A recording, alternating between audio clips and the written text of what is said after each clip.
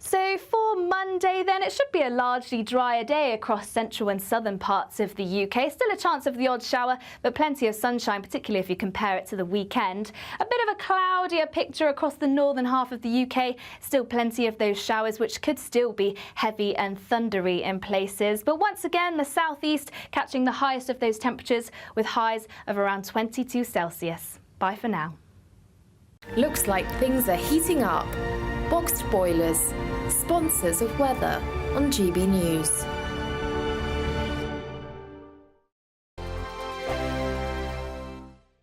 Don't miss out on your chance to win our Summer Spectacular. And have we got a prize for you? First, there's a totally tax-free £15,000 in cash to make your summer spectacular. Spend that extra cash however you like.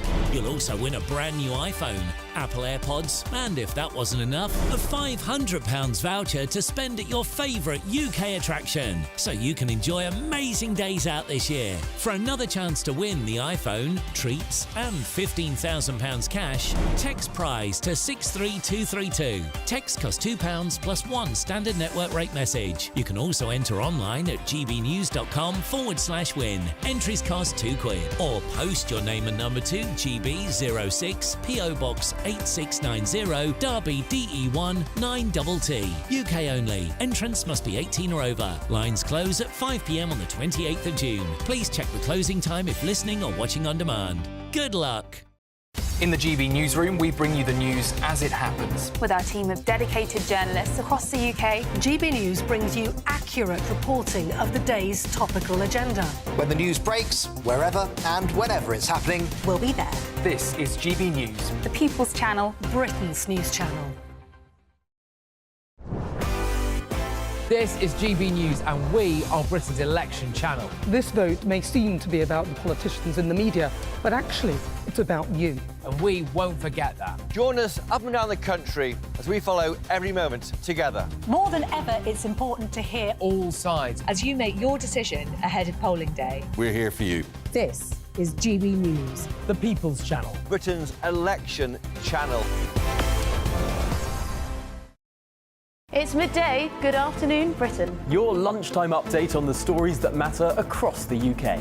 From breaking news and insightful analysis, inspiring stories and lively debates. Are you comparing yourself to a former Prime Minister? Which is it? Stay informed, stay updated, stay entertained. I just don't know how anyone would not want to be there. Every weekday from midday. We are Good Afternoon Britain, only on GB News. Britain's news channel. Join me, Neil Oliver, every Sunday night at 6 p.m. on GB News. And if an hour is not nearly enough for you, go to gbnews.com for special extended episodes online every Friday at 9 p.m, where we can truly get into the nitty-gritty of what's going on. GB News, Britain's news channel. If you want your news to be straight talking... This is a nightmare for the Conservatives again. Down to earth. It's not just Nottingham where this is happening, is it? And most importantly, honest. Hard-working, middle-class taxpayers, they'll get the book thrown at them. Then catch me, Martin Daubney, Monday to Friday, 3 till 6 p.m. on GB News, Britain's news channel.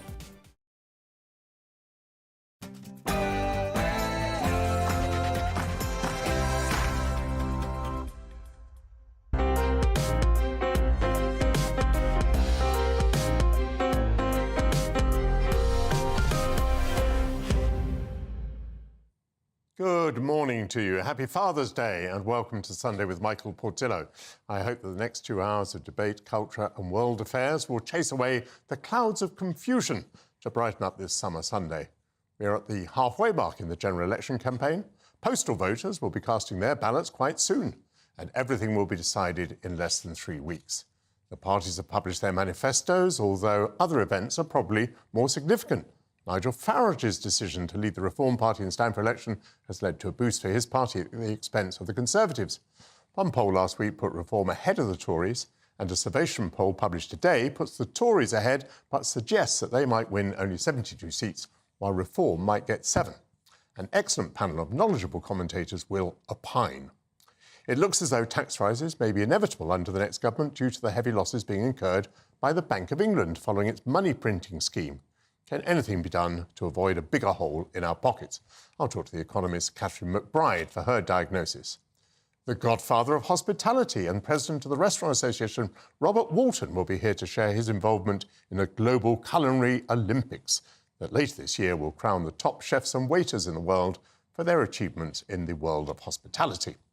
And arts editor of The Express, Stefan Kyriazis, has been to the ballet and will troop in to tell us of his theatrical adventures. Before all of that, your headlines with Sam Francis.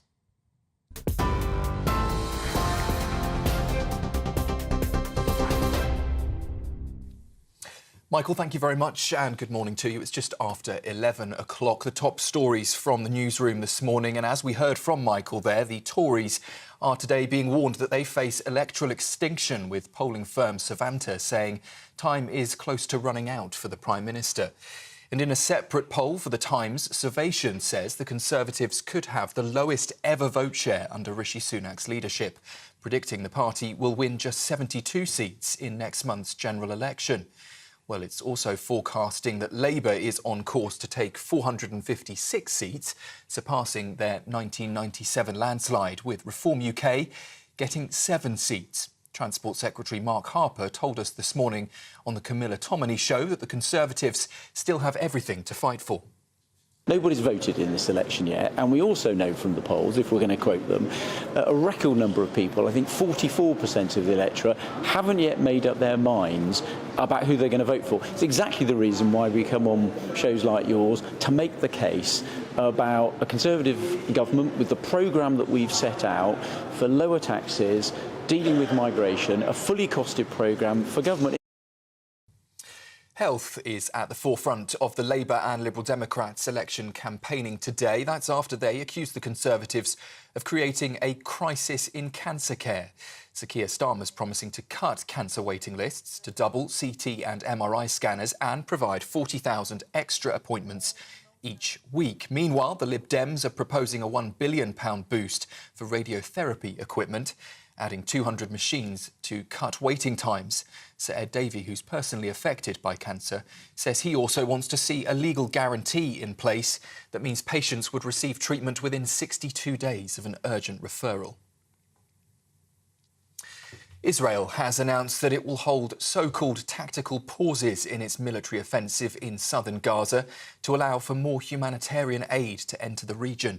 The army says the break will begin in Rafah, with activity paused for 11 hours every day along a road that leads from the Karem Shalom crossing, the main entry point for incoming supplies. It's understood those efforts are being coordinated with the UN and international aid agencies. Meanwhile, world leaders have drafted a declaration designed to end Russia's war in Ukraine. More than 90 world leaders are at a peace summit in Switzerland for a second day, seeking consensus on condemning Russia's invasion. The draft communiqué calls for nuclear plants and ports to be secured under Ukraine's control, for food not to be weaponised, and for all prisoners of war to be released. Back here at home, there could be more hay fever misery for millions across the country as high pollen is forecast to return to large parts of the UK. It's set to affect the whole of southern England, Wales and the Midlands, and the conditions are expected to spread to Yorkshire tomorrow before hitting the northeast and northwest on Tuesday.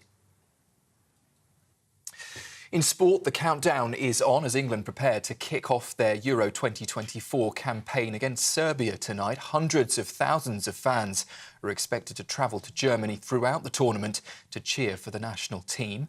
Manager Gareth Southgate says he expects everyone to enjoy the game. That's despite German police stepping up security there. Fans, we understand, will now be served lower alcohol beer in the stadium and banned from drinking in the stands. And finally, the Prince of Wales has paid tribute to the King to mark Father's Day. He's released a photo of himself playing football with his dad in the gardens of Kensington Palace. That picture was taken on the 12th of June 1984. He personally signed the post on social media saying, "Happy Father's Day, Pa." That's the latest from the newsroom for now. For more, you can sign up to GB News Alerts. Just scan the code on your screen or go to gbnews.com/alerts.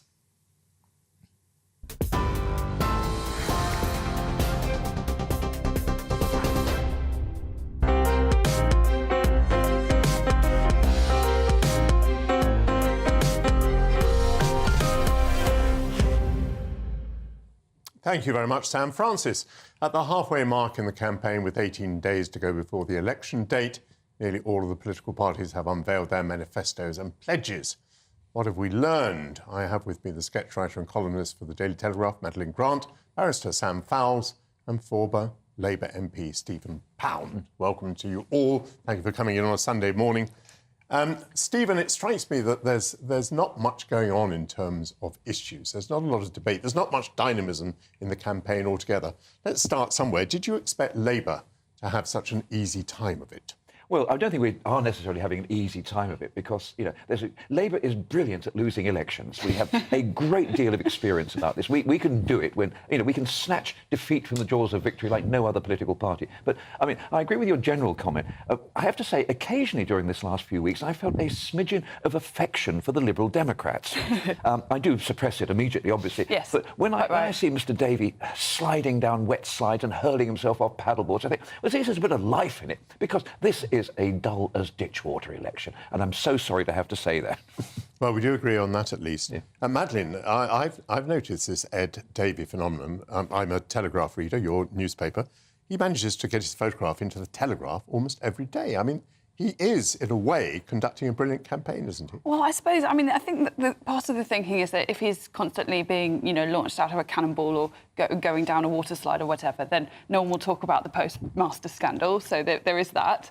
But this is a very long-standing Lib Dem trope. You always think they can't possibly better their naff visual metaphor involving some kind of, like, a blue brick wall being smashed with a yellow hammer. You know, you name it, they've done it. They do it every year. Perhaps we should be a bit less credulous, but I think Stephen is quite right that this has been such a dull election in terms of colour.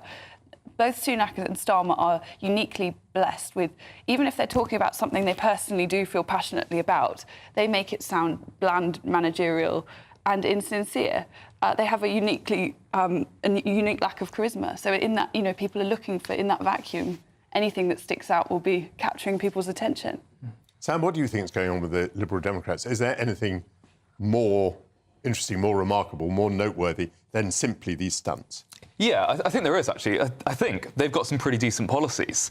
But first, just a word on these stunts. There's an old aphorism, show, don't tell, and you've had Keir Starmer and Rishi Sunak go, well, I didn't have a Sky dish, so I'm one of the people. Well, my dad was a toolmaker, so I'm one of the people. Was he really? Yeah, I believe it was. I missed that. You might have heard. What was his mother? Order. But Ed Davey, he's just having a great time. He's showing that he's clearly quite a fun guy. That he's going to be nude skydiving next, though, isn't it? What was the thing that you thought was more interesting? What I liked about his policies are their social care policies, because the Lib Dems have said something very radical about social care workers. To get more people to be social care workers, we've got to pay social care workers more. I mean, this is astonishingly radical economics in a political situation where both major parties seem to think that public workers will just work for free if you just bully them enough. The Lib Dems are saying we've got a crisis in social care, absolutely true. Rather than just talking about it and making empty promises, here is a plan of how we're going to address it, and that starts by getting many more people to work in it by offering them a decent wage. That sounds like the first sensible social care policy we've seen in a while. But Stephen Pound, my question really is anyone listening to policy at all? What I meant by my earlier question to you was that obviously a party that's been in opposition for quite a long time, but which is likely to become the next government, has a lot of holes in its prospectus. I mean, that is inevitable. But the job of the party, which is apparently losing power, is to point to these holes and make people worried about these holes and say, you know, how is Labour going to fill these holes? But it doesn't strike me that Labour has been under any particular strain. And the reason that is firstly because the Conservatives have dominated the news agenda with their own gaffes. But also, extraordinarily, as far as I can see, the Conservatives have made more promises about public spending and tax cuts, therefore more promises which increase the national debt, than Labour has. Well, interestingly, Labour's feet haven't been held to the fire. There's no question. There's been no forensic analysis. And, you know, basically every morning we wake up dreading, you know, what they're going to actually hit us with, and they're just not hitting us with anything. But look, when Keir Starmer talked about a Corbyn-type manifesto from the last time for Sunak, do you remember Corbyn promising, what, free broadband in your allotment shed and, you know, heaven knows what? Yeah. That's what it seems like at the moment. The Conservatives, every day, they're coming out with something. And when they talk about uncosted promises, I'm sorry, that is a wish list. It is not a proper manifesto. So We've not been tested thoroughly, but we will be on July the 5th, believe you me. Madeleine, you know, I'm struck that the Conservatives, for example, have promised national service. That's quite an expensive proposition. They're still talking about abolishing national insurance. So, you know, quite a big gap opens up. Quite a lot of questions open up about how the Tories are going to fund all this. Yes. You may or may not be interested in that question, but it certainly blunts the Tory attack on the Labour Party. Yes. Because if the Tories are less funded, more unfunded than Labour, what do they have to say? Well, I mean, you know, that Jeremy Hunt would say that that was not a pledge set in stone. This was a long-term ambition, but it has obviously opened them up to the kind of accusations that Rachel Reeves is making. And I think actually quite dishonest to take that and say they literally mean it every word. There's a £47 billion black hole or whatever it is that they've been saying. But, you know, that's politics, them's the break. I think that what the Conservatives have done, which is so profoundly stupid, is that they have often interrupted their enemy while he's making a mistake. So, for example, with national service, that came hot on the heels of Labour announcing that they were going to give children the vote. You know, it was obvious gerrymandering, because in no other way does the Labour Party think that 16-year-olds should be treated like adults, just in this one area that they think will be beneficial to their chances. This was, I think, a bit of an own goal, because it just makes them look a bit cynical, and also promising something that's a bit bonkers, really. And of course, they immediately butt in and say, oh, we're doing national service, and everyone starts talking about that. So I think sometimes when they have spoken up, it's been at precisely the wrong time. It's a very good point, and you also remind us, in a way, that we've more or less forgotten what happened at the beginning of the campaign. There was a certain amount of policy activity at the beginning. This is such a long campaign that we've more or less forgotten it. Sam Fowles, do you have any view as to why the Tories are making so many mistakes? Is it just that, you know, Rishi isn't a very good politician? Is it that everyone from central office has gone off to fight hopeless seats? What exactly underlies this really pretty catastrophic campaign? I think it's something more fundamental than just sort of bad staff or a bad couple of weeks. When Rishi Sunak took over, he made a conscious decision. This was actually announced in about 18 months ago. He made a conscious decision that he's going to fight this election on culture wars and on the sort of spin that has dominated this campaign. And maybe 5-10 years ago, that might have worked. But I think reality is breaking through for people. Reality is saying we don't have as much money as we thought we have. Our lives are much, much harder than they were just a few years ago. And the same people, the cabinet has changed slightly. But I mean, people like Jeremy Hunt have been in there from 2011. The same people have been in charge while all of these things that are actually in reality happening to us. And so when you say, oh, well, blame immigrants, blame trans people, blame the Labour Party, they're not in charge. They're not in power. So these increasing sort of shrill and hysterical pronouncements from Rishi Sunak's team are trying to cut through this fundamental problem that they have, which is people don't care about their message. Stephen, you're a Catholic, and Rishi Sunak has been talking about his religion today. What did you make of it? Did it appeal to you to hear the Prime Minister talking about his sense of duty, which apparently derives from his Hindu religion? Well, he was talking about Dharma, the sort of universal truth. Excuse me, which is basically, you can sum it, just love thy neighbour. And I've got no problem with that. And I quite like the idea of people of faith, being in the public space. I've got no problem with that. But I'm just saying, why now? Why on earth is he mentioning it now? And I just think, is this another throw of the dice? Why on earth bring it onto the table now? And it's sad. And I think when you talked about the hysterical just now, I think you were absolutely right. And this, I mean, you were Secretary of State for Defence. You were in charge of all the armed forces. You know probably more about the armed forces than any of us. You know, and I know, that this idea of national service was risible. The idea that what would happen if you didn't go? Would you go to prison? What would happen to the regular troops? Do they really want to have untrained 19 and 18-year-olds? So why on earth aren't they asking these questions? So who did he ask today when he said, I'm going to come out with a faith statement? Did he speak to anybody? Did he test it? Did he run it by anybody? I suppose he may have been asked the question. Well, I don't think it's quite difficult to say, I refuse to talk about my religion when someone knows that you have a religion. That's quite difficult. Madeleine, you seemed agitated. How do you feel about Rishi's Rishi's excursion into talking about his religion? I suppose it's. I actually, in a way, I wish politics was a bit less about people's backstories. And I think part of the reason people groaned the other day when Starmer for the nth time mentioned that my father was a toolmaker and my mother was a nurse, blah, blah, blah. I think people are actually, they want to see some results. What they care about is outcomes. And everyone sort of has to begin with an almost kind of piteous sob story about their background and stuff. And I think that in the old days, politicians, they often were informed by a strong faith. People like Howard Macmillan, this was deeply, deeply important to them, but they didn't wear their heart on their sleeve because that's not very British. And now everything has to be out in the open. It's almost the kind of reality TV direction of politics, which I don't particularly favour myself. Sam, let me turn to Scotland, if I may. Oh, I turn to Scotland, because I know you've got something to say about Scotland.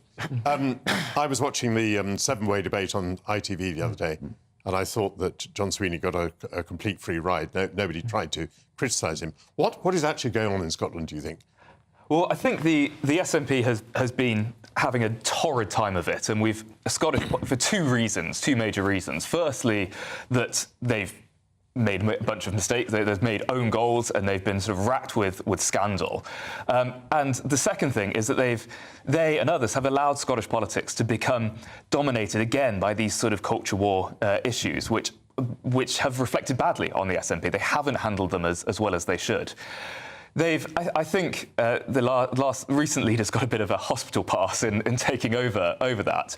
John Swinney and Kate Forbes have come in, they've steadied the ship, they've drawn a line between the scandal and them, and they've started focusing on policies, again, that are sort of bread and butter policies that matter to Scottish voters. I think as well, the thing that the SNP has going for them is they've got a lot of very good individual politicians, individual MPs, who one may disagree with on various different policy issues, but they work very hard in their constituencies and they work really hard to be briefed on issues. And when I was briefing, I brief parliamentarians across the political spectrum. Yes. And I'm always impressed about how hard SNP MPs work to get on top of the issues. And I think that is cutting through at this election. Let me bring Stephen in. Yeah. Of course, at one stage, we thought Scotland was going to be terribly important because Labour doing better in Scotland opened up the possibility of getting an overall majority for Labour. It seems a long time ago that we were thinking I know, I was salivating at the prospect. But now Scotland seems much less important because it looks like Labour will get a vast majority anyway. Well, it is extremely important because if the SNP get, and today they're broadcast to get about 39 seats, I think is the forecast. If they do get that, that will be an alternative political base within the United Kingdom. And it's very important that, excuse me, that we don't actually have that. I mean, nobody's talked about Northern Ireland, people not talking much about Wales, but in reality, Scotland is important for that. It's not as important, you're quite right. And heaven's sake, the old idea, do you remember of, the idea that the Tories would that Labour would somehow be in the pocket of the SNP or I mean, that's pretty much for the birds now. Madeleine, we're just running out of time. The polls today, can you believe them? Can you imagine a situation where the Conservatives limp home with 72 seats? Gosh, I mean, there is some... Compared to the Canada 1993 outcome, they're actually doing rather well there in comparison. Well, they ended up with two. Extraordinary thing to say. I mean, honestly, I think anything is possible. I think what the Brexit referendum and politics thereafter has shown is that the old tribal loyalties don't really exist anymore. People are increasingly fed up with just about everyone, and they're willing to take a gamble. And politicians who don't listen carefully to the desires of those who voted them and tried their best to honour them will be rightfully, deservedly punished for that. And of course, also, first-past-the-post system means that Reform could be polling at like 30% and only get a handful of seats. Because that's the way our system is set up. But at least this poll says that they will get a handful of seats. You're all going to come back afterwards, and I'm most grateful to you. We're going to be talking about what might happen to the right afterwards. For the moment, though, I thank you all, Sam and Madeleine and Stephen. After the break, we're going to be looking at whether tax rises might be inevitable under the next government due to the heavy losses created by the Bank of England's money printing scheme. I'll be speaking to the economist Catherine McBride for her diagnosis. Stay with us, please.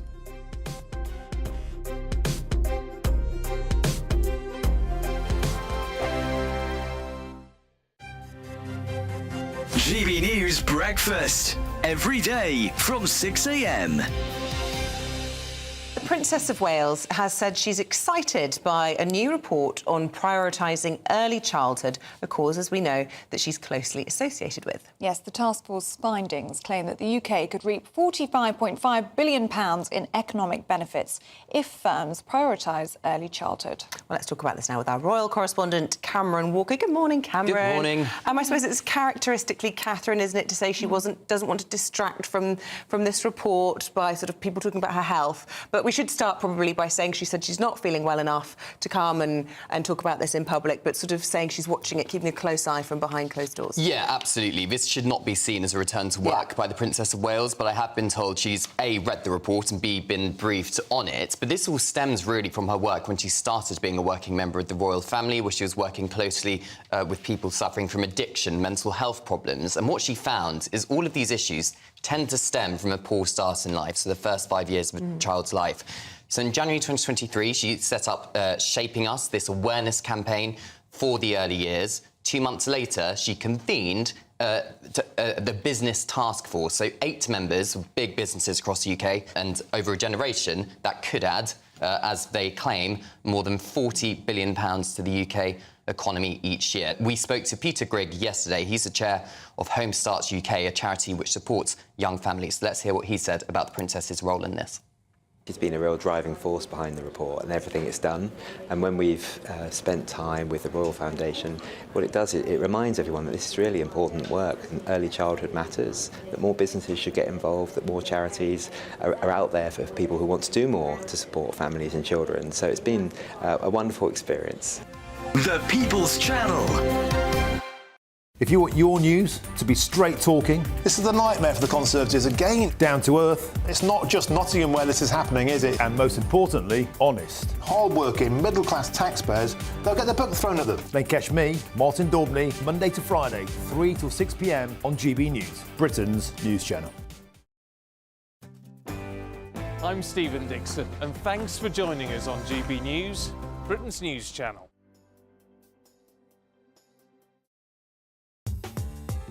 I'm Christopher Hope. From pop star to politicians, I'll interview anybody in a pub who's got a political opinion. Join me every Friday on Spotify, Apple Podcasts, YouTube or gbnews.com, or wherever you get your podcasts.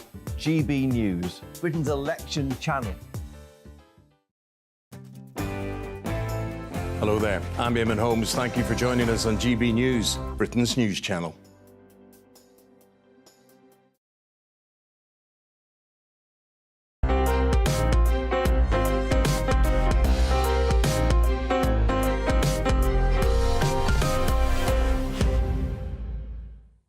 Welcome back. It has been alleged that Britain's next government will have to raise taxes to levels approaching an all-time high, even though both major parties have promised not to increase major tax rates. Labour leader Keir Starmer set out a manifesto on Thursday in which he matched the Conservatives' pledge not to raise income tax rates, employers' national insurance contributions, value-added tax or corporation tax. But economists, including non-partisan think tanks and banks, think that whichever party forms Britain's next government will soon be raising taxes to pay for past actions, if not to fulfil their promises for the future. The Bank of England bought £875 billion worth of bonds in its programme of so-called quantitative easing, and with higher interest rates, it is now losing money on those purchases and it is selling bonds at a loss. To discuss that, I'm joined by the economist Catherine McBride. Hello, welcome to GB News on a Sunday morning. So nice to see you here. Thank you. Gosh, quantitative easing is a very complicated subject. Would you just like to explain why, having bought all those bonds, that the Bank of England would be losing money on them now? Well, that is interesting because they don't have to sell them, and the Bank of England is not being marked to market. If you were a commercial bank and you had invested in a lot of bonds at a very low at a very low interest rate, and then obviously prices and interest rates are contrary. So now that the price has dropped, if you had to sell them, as happened with the Silicon Valley Bank and people like that, you would have made a loss. But the Bank of England is not a commercial bank. They don't have to sell them. But isn't it choosing to sell some because it wants to reverse some of the loosening that it implemented over a period of years? Well, banks are renewing bonds all the time. So right now there are bonds expiring that were issued 30 years ago or 10 years ago, and you don't have to re-roll those over. And that is the way most central banks will reduce their bond holding portfolio. And that's what the Federal Reserve in the US is doing. So they are just letting bonds expire, which is smarter because a 30-year bond would have been issued at a similar interest rate to the interest rates we have now. Yes. So you're not actually making that loss. The payment of interest is interesting as well, because many of the banks, there has been talk, I think the Reform Party and I think also the Labor Party are talking about not paying interest on reserves, which is another issue, which you may have been about to come on to. Well, first of all, I was going to come on to the bonds were being bought by the Bank of England when interest rates were very close to zero. Yes. And interest rates now, whatever they are, 5.25 or something like that. Now, does that in itself mean that the bank is losing money on the bonds that it holds? No, because the bank is not a commercial enterprise. No. It would be on paper, but there is no reason for it to make a profit. It is not a commercial. It doesn't a bank. It doesn't have shareholders demanding dividends or anything like that. And also, the bank should know, I would hope, we'll find out on Thursday, that rates are beginning to come down because inflation is coming down. Yeah. And there is no reason for the rates to stay high. That would be another reason not to sell. Yeah, exactly. If I was running a bond portfolio and I was also in control of the interest rate, it's the ultimate insider, if you like, insider trading, you would be mad to be selling bonds now unless you expected the rates to continue to go up. And you don't think that bonds have to be sold in order to help to reverse the effects of the easing, which was what happened when the bonds were bought in the first place? Well, yes, but as I said, I wouldn't be selling them. I would be allowing bonds to not roll over bonds, if you like, rather than actually realising a loss on selling them. There is the other issue of them paying interest on reserves. Yes, tell us about that. Well, people are... the Reform Party have said they will pay for all of the, not all of them, but a large amount of what they promised to tax cuts and things by not paying interest on reserves. And this was actually... To commercial banks. To commercial banks who hold reserves with the central bank.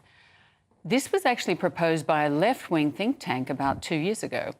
And a former governor at the Bank of England, Paul Tucker, thought it was actually an idea worth looking at.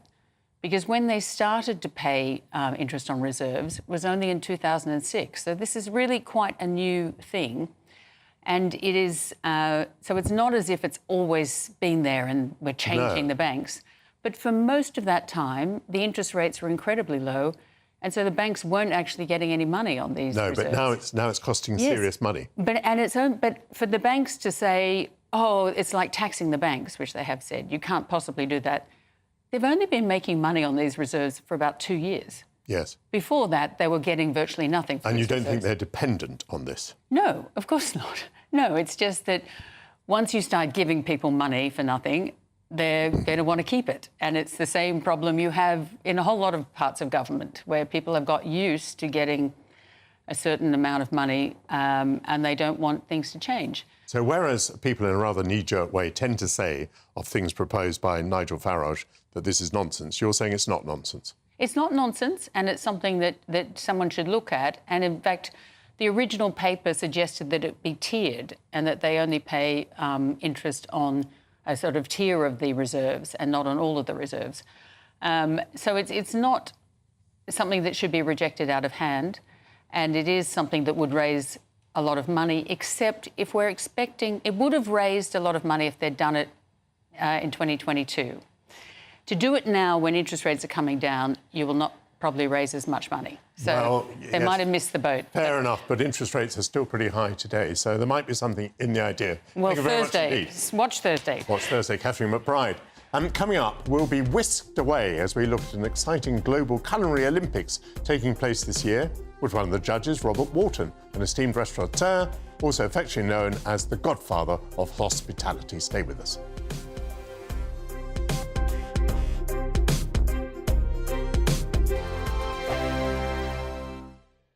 Now Anna are Queer. Weekends from 3 p.m. His highly rated book details the moving story of how he found his birth mother. I'm pleased to say, of course, I'm joined by the legend that is Andrew Pearce. Hello.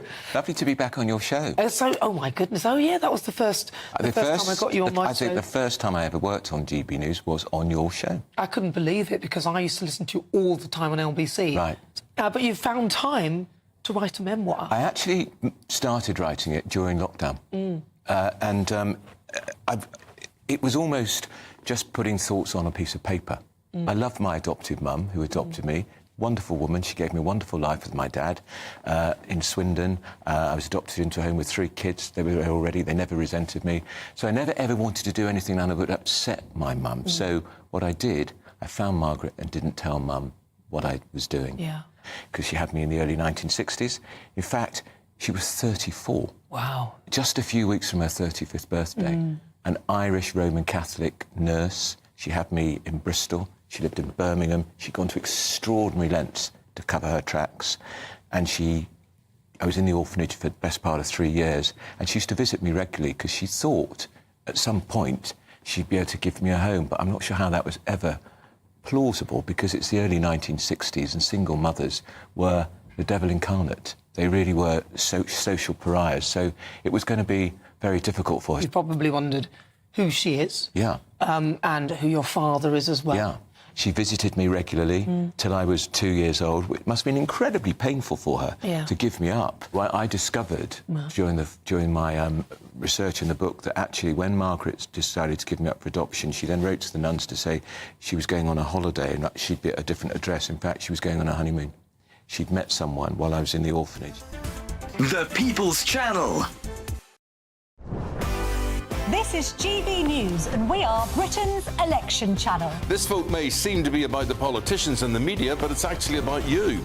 We won't forget that. Join us up and down the country as we follow every moment together. More than ever, it's important to hear all sides as you make your decision in the run-up to polling day. This is GB News, the People's Channel. Britain's election channel.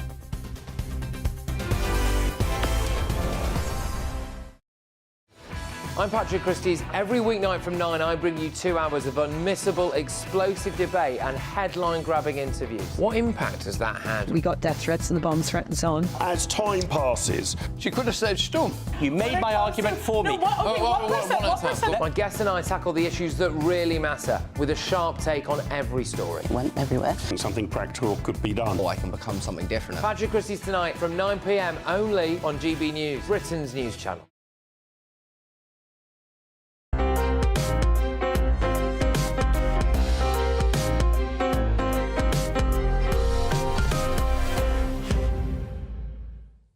Welcome back.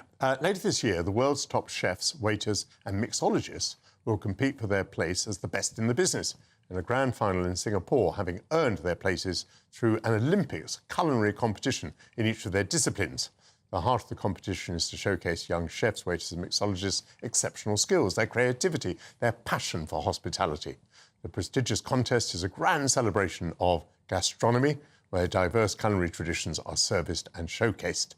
Joining me now to explain more is the chairman of the Young Chef, Young Waiter competition, president of the Restaurant Association, the man known affectionately as the godfather of hospitality, Robert Walton. Hello. MBE. Thank you. Why are you so known? Why are you known as the godfather of hospitality? I think probably because I'm old and probably because I've been doing it for such a long time. You've had a bumpy journey through your life.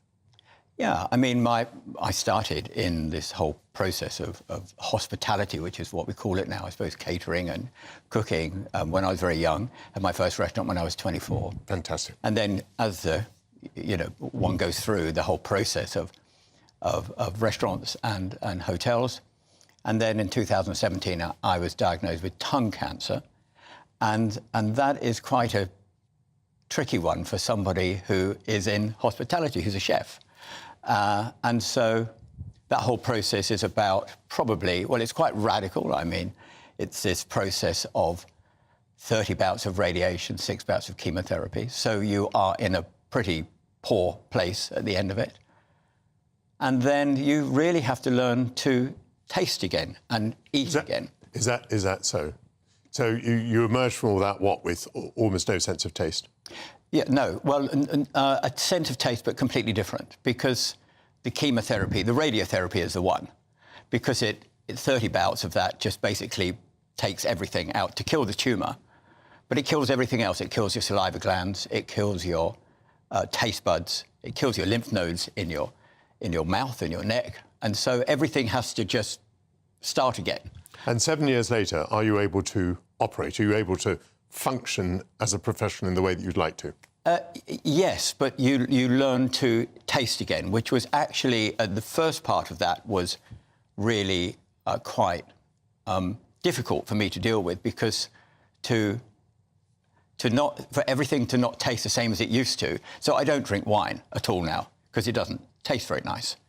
I can drink champagne, which is quite helpful, but I don't drink any spirits. I can't eat chili. There are many things I can't eat, but there are many things I can eat. But the most important thing, I'm here with that. So when people say, "Oh my goodness, you can't drink red wine," how upsetting! I said, "Well, I'm here. You're alive." You know, Absolutely. And so it does change. So chocolate, for instance, doesn't taste anything like chocolate used to. But so there are ways around it, and so certain things you can eat, certain things you don't eat. Let's move on to the competition. Yes. How on earth does it operate? Because apparently it's on a sort of global basis. I mean, it is. How do you match a waiter from the United Kingdom against one from Australia or Thailand? Well, it's a really good question. So the Young Chef, Young Waiter competition has been going now for 45 years here in the UK. And then COVID happened. And myself and a chap called Sean Valentine, we decided that we would create a model that this could go global. So to go global, we would take Young Chef, Young Waiter, and we would then put it into other countries. We had to create an online process. And so we did. And now we started with certain countries. So we tried it actually with Asia, but in England, in COVID, if that sounds a bit weird, because we couldn't go anywhere. So we tried it with an Asian community. So we did a lot with Ching and a few other people to try it out. And then we found that it could work. You could have different styles, different cultures, cooking and serving. And so we then, in our very first year, we went around. So it's now the World Young Chef, Young Waiter and Young Mixology competition. We have 3 Ys as the branding, which is really cool. What does young mean, by the way? Young is 28 and under. Mm-hmm. That's where we came to. It was once upon a time 25, then it went up. When you start to go to different countries, for instance, Singapore, they do national service. And so really no one's really starting work in Singapore till around about 21. So suddenly 24, 25. Yeah. So 28 became a good age that we think is young, certainly young to me. And so we then created a model that could be replicated in every country. And this year I will go to every country. There's 12 countries now in the competition, from Lithuania to Hong Kong, from the USA to Scotland. So we go right around the world. Super. And so what are you looking for? Let's say, what are you looking for in a young waiter? So there's a young chef, young waiter and young mixologist. So each country has an application process. That application process is shortened down to 4, 4 and 4. 4 waiters, 4 chefs, 4 mixologists. And there'll be a winner in each one of those. So it's really about service. So each country has its own judges. So we choose celebrity judges from those countries, celebrity chefs from Singapore, celebrity chefs or waiters or mixologists from... Is there an element of public performance to this? So there are invited guests. Mm-hmm. And as it grows, you're starting to get a much more... many more people now coming to the different events that we host in different countries around the world. So you'll probably end up with 120, 150 people at the awards at each event. Can you say anything about the way standards are moving? I mean, our standards, hopefully, are they going up? Can you say anything about the way that the style of service has changed? Yeah, so everything. So you will know that going to, and you travel a lot, you will know that going to... Years ago, if you had a really good meal, it was a really good thing. Nowadays, you expect a really good meal. It's all about the service right now. If that service is not right, that is going to turn you off that restaurant or that hotel or that establishment. That is the key. The service, to me, is the key. Without it, we're not going to go back. The food could be amazing, the service is bad. So the service is absolute key. We see it across the world. In fact, I think the key to everything across the world is produce. Right now, it's where is something come from? It's sustainability. It's produce. It's keeping everything. You know, I have a wonderful place in Devon. We put a sort of a line, if you like, of distance where we wanted to get everything within 25 miles of the venue. Now, that's not possible, but that's our model. And a lot of that is happening, and then you get the service on top. Yeah. Do you think that service levels are going up? Yeah, absolutely, absolutely. London is the hospitality capital of the world. It's number one right now across the world. You look at chefs, you look at restaurateurs, you look at investment coming into London. I mean, you look at London today. I mean, London today is so different to what it used to be like not that long ago. I was just opposite. I'm thinking of where your world was in Whitehall. I'm thinking of Raffles right now. I mean, there's got 9 restaurants in Raffles. Yes. It's absolutely incredible. New hotel that we've gained in Whitehall. I wish you very good luck with your competition. Although London is the capital, you're off to Singapore to do it, and I hope you have marvellous results. Thank you very much indeed, Robert Walton. Still ahead, it's nearly time to take to the stage with Stefan Kyriazis to hear all about his latest escapades in the auditorium.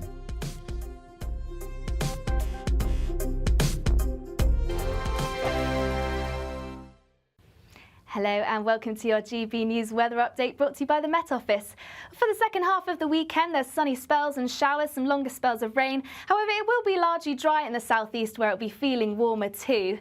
Through into the morning then, still plenty of scattered showers across the country. These are a little bit heavy at times. We've also got some longer spells of rain just sweeping its way southwards across Scotland and into parts of Northern Ireland. Plenty of sunny spells in between those showers though, and feeling a little bit warmer across the southeast where we'll start to see highs of 21, maybe even 22 Celsius in those longer spells of sunshine. Plenty of blustery winds as we head into Sunday afternoon, particularly across the northwest of Scotland, where we'll see those outbreaks of rain. But generally that rain clearing to the far south of Scotland and turning largely dry across the far north of Scotland by the evening, though still a fair amount of cloud around here. Outbreaks of rain across southern parts of Scotland, starting to break up a little into parts of Northern Ireland by the time we reach the afternoon. And then elsewhere, it should be turning largely dry, though there still will be the odd shower around in places across central areas and southern areas of the UK too.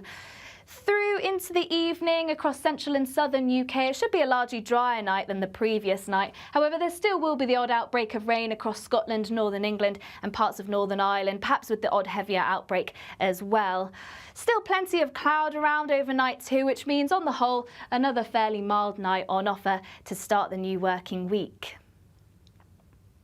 So for Monday then, it should be a largely drier day across central and southern parts of the UK. Still a chance of the odd shower, but plenty of sunshine, particularly if you compare it to the weekend. A bit of a cloudier picture across the northern half of the UK. Still plenty of those showers, which could still be heavy and thundery in places. But once again, the southeast catching the highest of those temperatures with highs of around 22 Celsius. Bye for now. Are the newspapers getting you down? My wife didn't divorce me that month. Struggling to separate the wheat from the chaff? I know that it's a bit of a circus at the best of times. Well, don't worry, Headliners has got you covered. We'll take the burden of reading the day's news, and if we get depressed, who cares? It's an occupational hazard, frankly. That's Headliners on GB News from 11 p.m. till midnight, and the following morning, 5 till 6 a.m. on GB News, the comedy channel. Nah, just kidding. Britain's news channel. Hi there, I'm Michelle Dewberry and I'm going to take a second to tell you all about my show, Dubes & Co. We start off with the issues of the day. We then bring in both sides of the argument. We get rid of the disrespect. And then you throw me into the mix. And trust me, I'll tell it exactly how it is. And then, of course, the magic ingredient, you at home. We mix it all together and what have we got, in my opinion, the best debate show in town. Monday to Friday, 6 till 7 on GB News, Britain's news channel.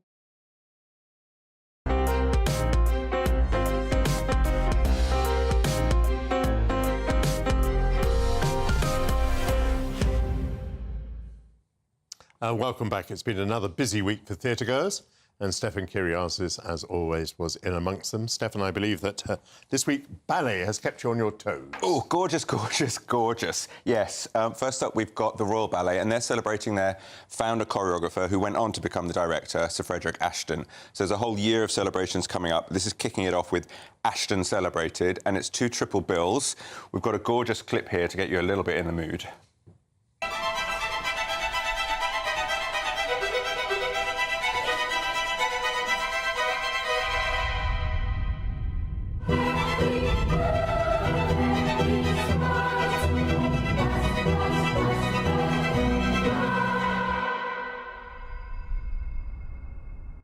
For people who don't know, can you make any generalisation about Sir Frederick Ashton? I can.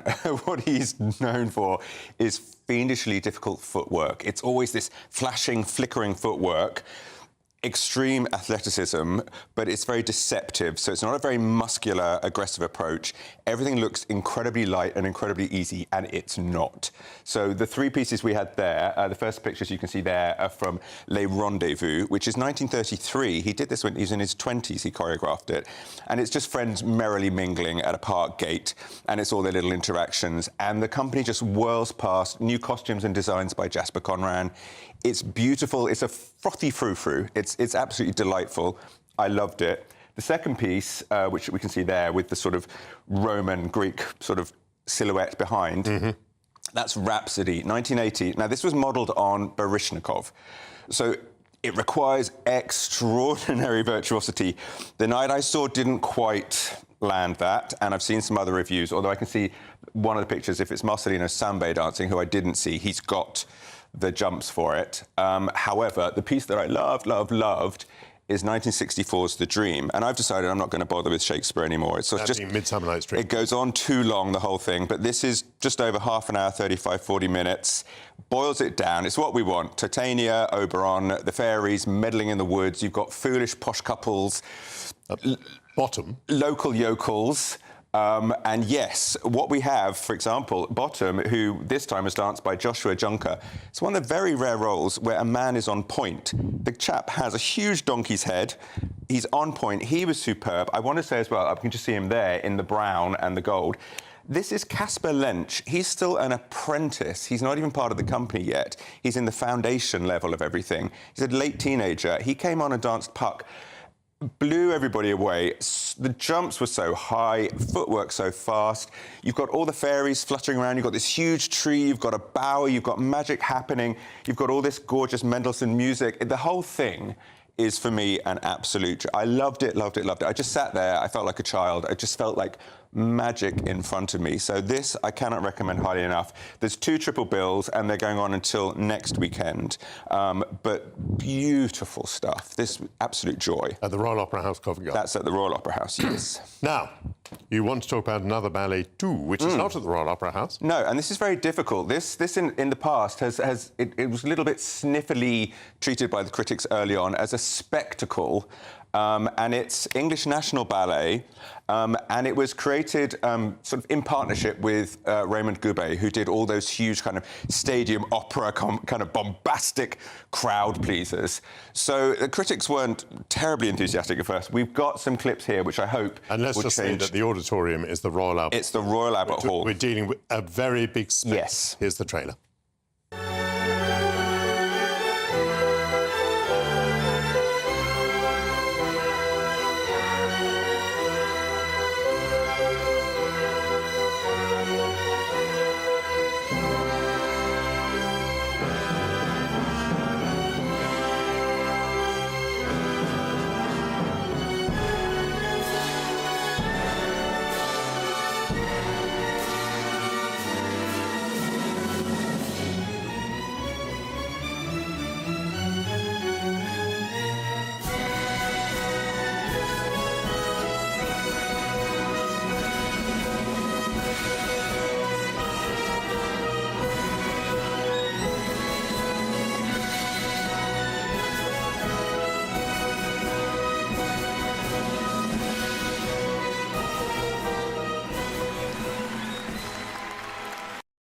what an amazing scale that is on. Yeah. And you imply that you are not sniffy about it. No, so, and you saw one of the other reviewers there as well. It's spectacle, yes, but also spectacular. It takes a little bit of time to bed in because it is a vast space, but Derek Dean, who choreographed it, it's genius choreography. It radiates from the centre of the floor. We're all sat around it, and it goes out generally in 4 directions. So wherever you're sitting, you've got people head on, which very often you don't get the best view in theatres, whatever. Here, every view is excellent. If you're above, like, the camera work, you have this vision of all these formations. I was lower down in the first stalls area, and you can see every sinew, every carved calf, every extended arm. You can see the artistry and the athleticism. It's thrillingly beautiful. The bit when you've got 60 swans on point, arms fluttering, there's lots of dry ice, there's times when there's lightning flashing. It's thrilling at the end, but also towards the end when Odette, the Swan Princess, and poor old Prince Siegfried realise they've been duped and he's been tricked by the evil swan. Suddenly the stage empties out, and the two of them were just there in this kind of cavernous darkness. It was immensely touching and beautiful, and then everybody comes on for the end. I have to say, talking to other critics that were there that night, the ending, we were all blown away this time. It really, this production is really coming together, and it's Derek Dean's choreography, and I'm really impressed by it. It's still the artistry of ballet, but it's massively entertaining, and it's something different, and I cannot recommend it highly enough, and especially as a gateway, but also if people want to see a different type of ballet. Quite a lot of seats in the Royal Albert Hall. How long does it run? This one is going on actually until June the 23rd. It's their big summer spectacular, and it always does terribly, terribly well, but please do try and go if you can. It's thrilling. It's beautiful and thrilling. We've just got a couple of minutes to talk about Sister Act. Teeny tiny one. This is a show that I love. It's so much fun. They're just changing over the cast in London. So Alexandra Burke is coming in to replace Beverly Knight as Dolores Van Cartier, the showgirl who sees her gangster boyfriend off one of his henchmen, and she flees to a nunnery. Get thee there, Michael. And it's just huge fun. It's on at the Palladium in London all the way through the summer. It's touring the UK through till October. The music is Alan Menken, who did a lot of Disney and Little Shop of Horrors. It's just, I'm in a good mood this week, where everything is just about joy, which we need a bit of, and everything is fun. Let's take a little clip. Yeah.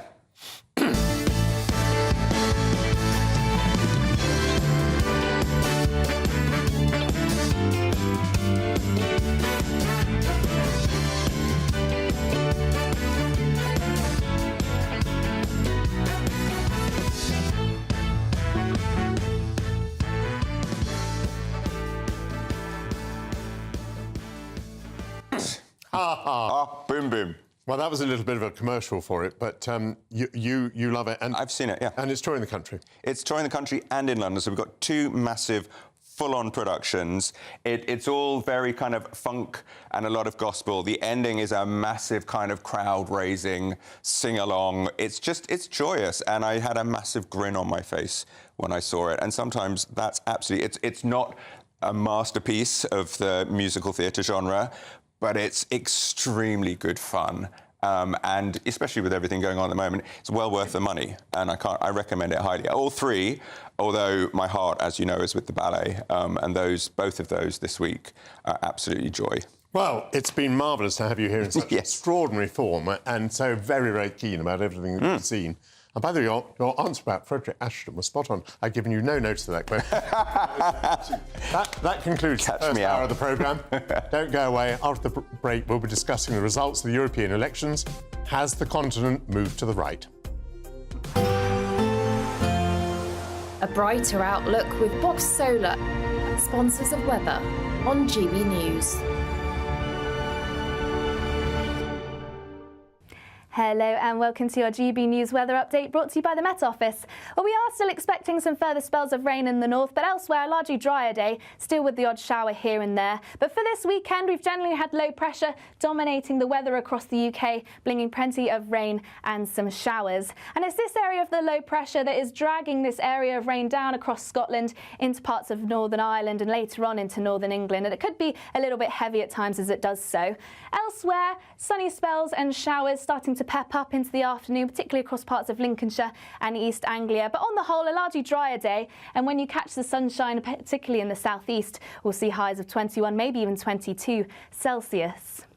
Now, through into the evening, we will continue to see those outbreaks of rain sink their way southwards across the country, generally turning patchier across Scotland and staying largely cloudy, and quite blustery winds in the northwest too. Across Northern Ireland, parts of northern England, that's where we'll see that rain continue, still with the odd heavy outbreak at times. But elsewhere, it is generally going to be turning largely dry by the time we reach the afternoon, still with the odd shower here and there, but on the whole, largely dry and starting to see some of that late evening sunshine too. Now into the evening, we'll start to see generally plenty of clear spells across central and southern England, and that's where it's going to be turning cool, perhaps even starting to see some mist and fog patches develop. But elsewhere, it is going to be largely cloudy, still with the outbreaks of rain, and that's where it's going to be milder too. But under those clearer spells in the south, that's generally where it's going to be a little bit cooler compared to last night.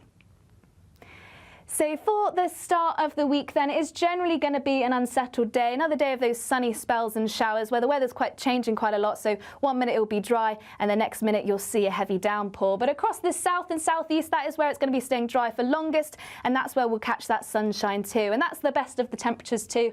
Highs of 22, maybe even 23 Celsius. Bye for now. That warm feeling inside from Boxed Boilers, sponsors of weather on GB News.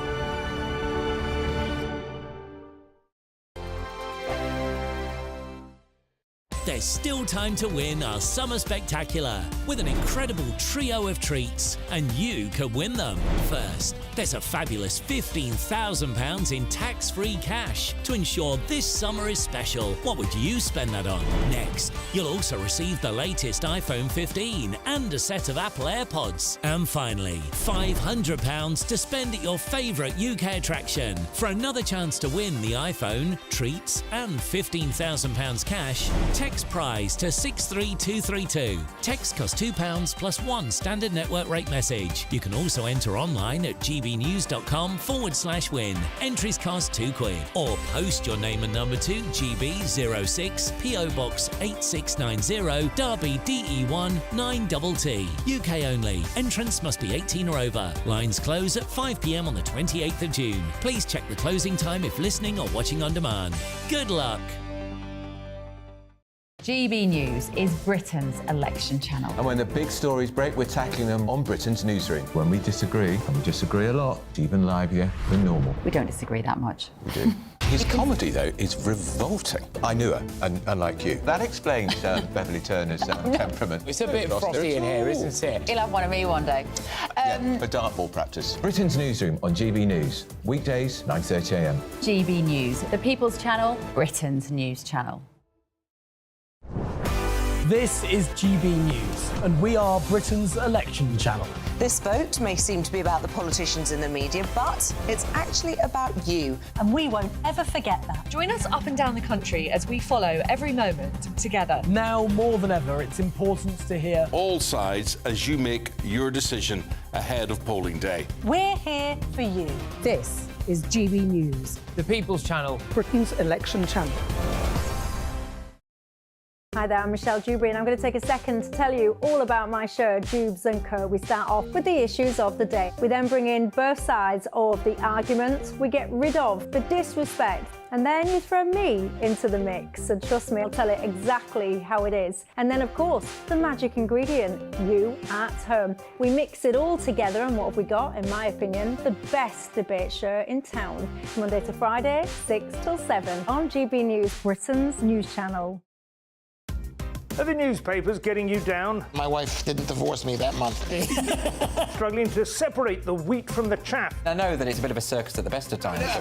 Well, don't worry, Headliners has got you covered. We'll take the burden of reading the day's news, and if we get depressed, who cares? It's an occupational hazard, frankly. That's Headliners on GB News from 11 p.m. till midnight, and the following morning, 5 till 6 a.m. on GB News, the comedy channel. Nah, just kidding. Britain's news channel.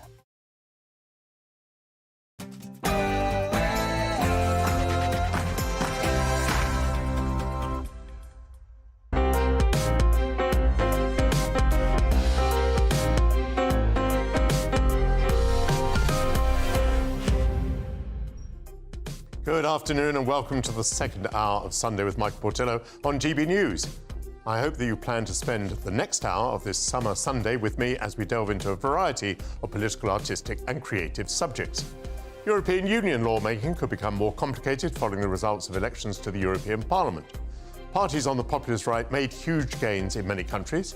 In others, support for the centre-right establishment held, and left-wing parties made surprising gains in some places.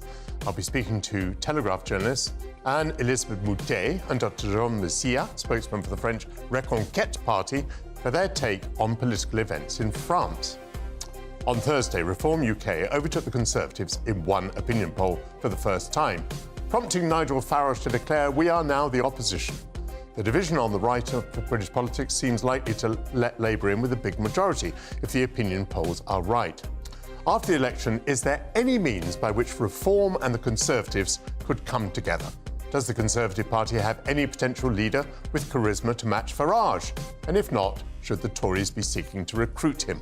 I'll be rejoined by my political panel to discuss the future of the right. I'll be joined by the director of the Barnes Atelier, Nancy Fletcher, to discuss an upcoming exhibition of her students' artwork. And finally, we are a nation that loves to dine with wine. And this week is the start of English Wine Week.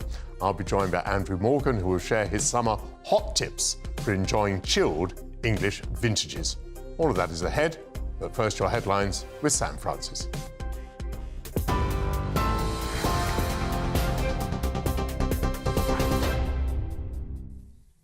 Michael, thank you very much and good afternoon to you. It's just after 12 o'clock. Leading the news this lunchtime, the Tories are being warned that they face electoral extinction, with polling firm Savanta saying time is close to running out for the Prime Minister. And in a separate poll for The Times, Survation says the Conservatives could have their lowest ever vote share under Rishi Sunak's leadership, predicting the party will win just 72 seats in next month's general election.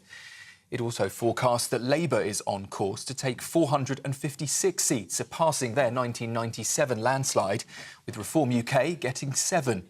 Well, Transport Secretary Mark Harper told us that the Conservatives are still up for the fight.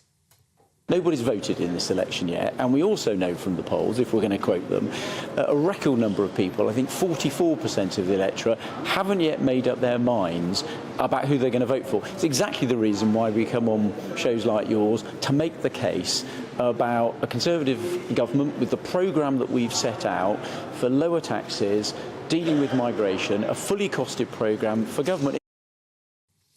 Health is at the forefront of the Labour and Liberal Democrats' election campaigning today. That's after accusing the Conservatives of creating a crisis in cancer care. Sir Keir Starmer's promising to cut cancer waiting lists, to double CT and MRI scanners, and to provide 40,000 extra appointments each week. Meanwhile, the Lib Dems are proposing a £1 billion boost for radiotherapy equipment, adding, they say, 200 machines to cut waiting times. Sir Ed Davey, who's personally affected by cancer, also wants to see a legal guarantee put in place that would mean patients can receive treatment within 62 days of an urgent referral. Israel's announcement that it will hold so-called tactical pauses in its military offensive in southern Gaza has been described by some as delusional. Itamar Ben-Gvir, a member of the Israeli War Cabinet, says the army didn't seek approval before announcing the plan. The break's expected to begin in Rafah, with activity paused for 11 hours every day to allow for an increase in humanitarian aid. It's understood that efforts are being coordinated with the United Nations and international aid agencies. World leaders have drafted a declaration today designed to end Russia's war in Ukraine. More than 90 world leaders are at a peace summit in Switzerland for the second day, seeking consensus on condemning Russia's invasion. A draft communiqué calls for nuclear plant and ports to be secured under Ukraine's control, and for food not to be weaponised, and for all prisoners of war to be released. The countdown is on today as England prepare to kick off their Euro 2024 campaign against Serbia. That game plays tonight. Hundreds of thousands of England fans are expected to travel to Germany throughout the tournament to cheer for the national team. Manager Gareth Southgate says that he expects everyone to enjoy the game, despite German police stepping up security there. Fans will be served lower alcohol beer in the stadium, and they'll be banned from drinking in the stands. Some royal news for you, and Kensington Palace has released a new photograph of Prince William and his 3 children to mark Father's Day. That photo you can see here if you're watching on television was taken by Princess Catherine in Norfolk last month and has been shared today with a message on social media from Prince George, Princess Charlotte and Prince Louis that said, "We love you, Papa." And earlier, the Prince of Wales also shared this, his own throwback photo, together with the King. It was taken in 1984 when William was just a toddler and shows him playing football with his dad in the gardens of Kensington Palace.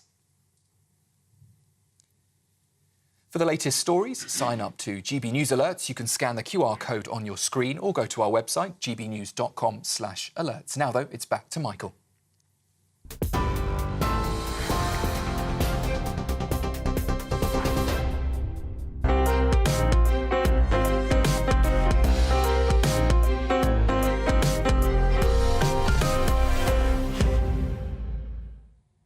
Thank you very much, Sam. Welcome back.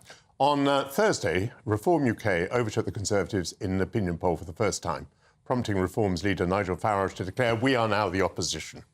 The Conservatives are arguing that a vote for Reform may simply enlarge the size of a Labour victory. And whilst that may be true, nonetheless, Conservatives have apparently been switching to Reform since Nigel Farage retook the helm. The Conservatives and Reform together are polling almost as much as Labour, but with votes on the right split between 2 parties, the Labour majority could be crushing.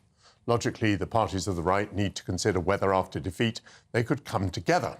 A poll by Survation, published today, puts the Tories ahead of Reform, but suggests that the Conservatives could be reduced to 72 seats, while Reform might get 7. That would give Reform only a small presence in the House of Commons, but it would put them inside our national political forum.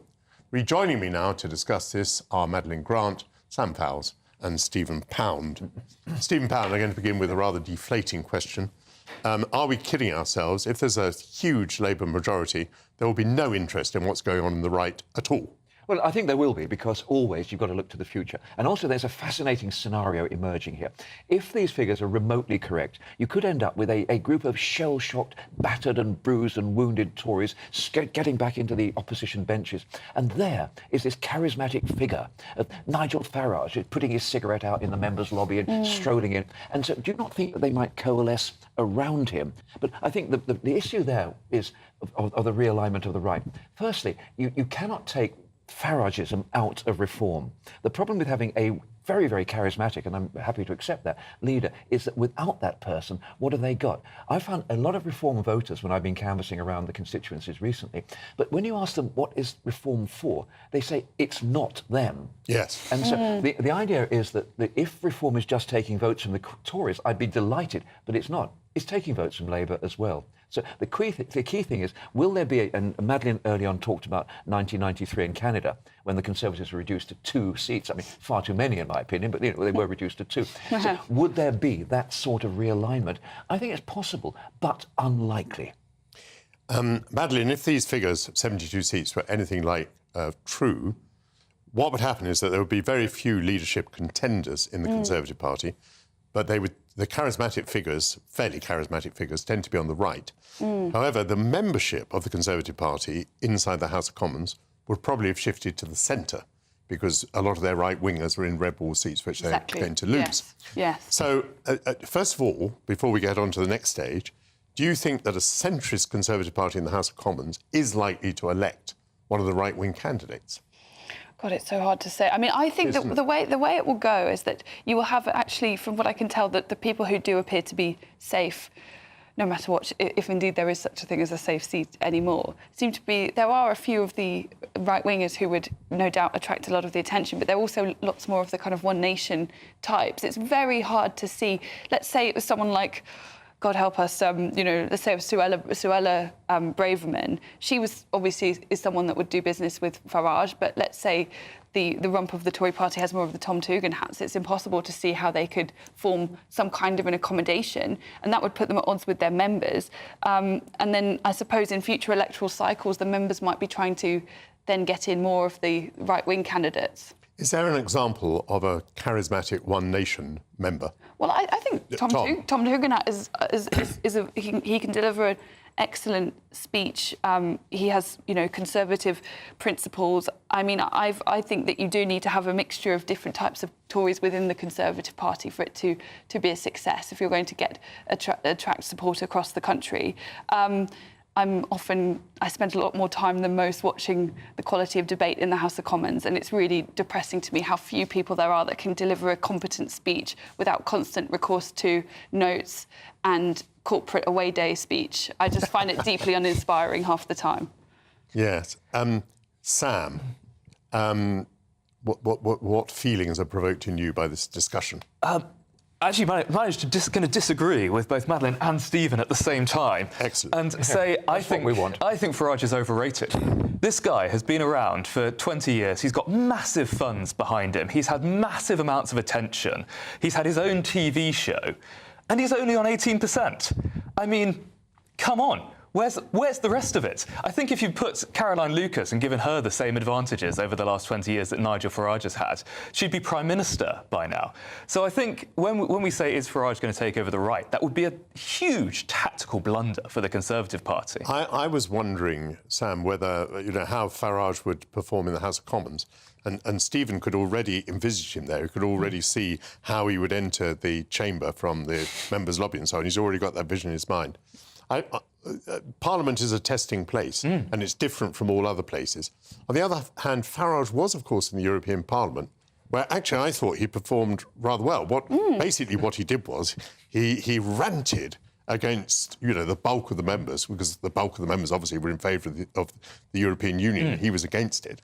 And so actually he has cut his teeth in a parliament. Well, look, he's very good at attention-seeking. That's probably his unique talent. But actually, in the European Parliament, it was a running joke about how bad he was, actually, as a constituency MP. He missed more committee meetings he was there to abolish the whole thing. Than he actually attended. He was there to abolish it. He's representing people, so he took people's votes. Yeah, people who wanted to get out of the EU. He took people's votes and said, I'm actually not going to bother to represent your interests. I'm just going to have my little strop when the camera is in front of me to get some more attention. And I think you see that in this campaign, that as soon as he's asked difficult questions, again, he goes to aggression, he goes to having a little, getting angry and just laughing and shouting boring. I've seen him much less angry in this campaign than before. I've seen him quite sort of smiley. Stephen, let me just pursue this with you a moment longer. As I say, you could envisage him in the House of Commons. Do you think he would perform well there? Do you think the Tories would be saying, as they sat on their tiny back benches, would they be saying, oh my goodness, this is the man we really need? Well, I think that the comparator is George Galloway. Galloway came into the House of Commons as a one-trick pony, as a single person, but with extraordinary oratorical skills. Yes. And it gives me no pleasure whatsoever to say that. But it's true. But he ended up being the voice crying in the wilderness. He was on his own. Farage is slightly different. Farage is actually, he's as we rightly say, he was in the European Parliament. And to judge him by the standards of Pericles, I think it's a little bit unfair. Because, in all honesty, he was there to destroy the temple, not to rebuild it. So, but I think that we slightly do exaggerating. But the point is, Farageism isn't purely about Farage. It is about this rage against the machine. It's this inchoate howl of fury. And it affects so many people. I honestly think that there could be coalescence around him. But the thing about the Conservatives is they have a remarkable ability to change shape. I mean, if you look at the Baldwin Conservatives, you look at the Butler Conservatives, you look at the Thatcher Conservatives, Cameron, totally different. They are shapeshifters supreme, and that's why they're the most successful political party in Europe. So I think they will shift. But the key question here is, will a right-wing Conservative constituency membership have any relationship with reality when it comes to electing a future leader? Because Penny Mordaunt will be gone, Jeremy Hunt will probably be gone. So we don't know who it is. Yeah. And I think that one of the first things that the new Conservative leader will do is to actually change the electoral process, just as the Labour Party changed its internal process. It's pretty damn quickly. So that in future, the leader of the Conservative Party will be elected by the Conservative MPs. Madeleine, Stephen makes an extremely good point about shape-shifting. That is indeed exactly what the Tory party does. Where do you think politics now lie? It used to be said that elections were won on the centre ground. I've often said that myself. But is that true today? What we're seeing in this election is the Conservatives heading towards defeat because they've lost a lot of people on the right, because they've not performed on subjects like immigration. People aren't happy with them on the subject of wokery. So is it true that politics, the elections won on the centre ground, or is that now out of date? Well, I think it depends how you define the centre ground. I mean, the people who want to have current or higher levels of migration, they are in a staggering minority of public opinion. Almost everyone wants immigration to be lower, and that is a very key part of why so many of the 2019 electoral coalition that voted for the Conservative Party are now rejecting them. So to me, that is actually a centrist position. I think sometimes centrist opinion is quite different to the kind of centrist dad opinions on Twitter.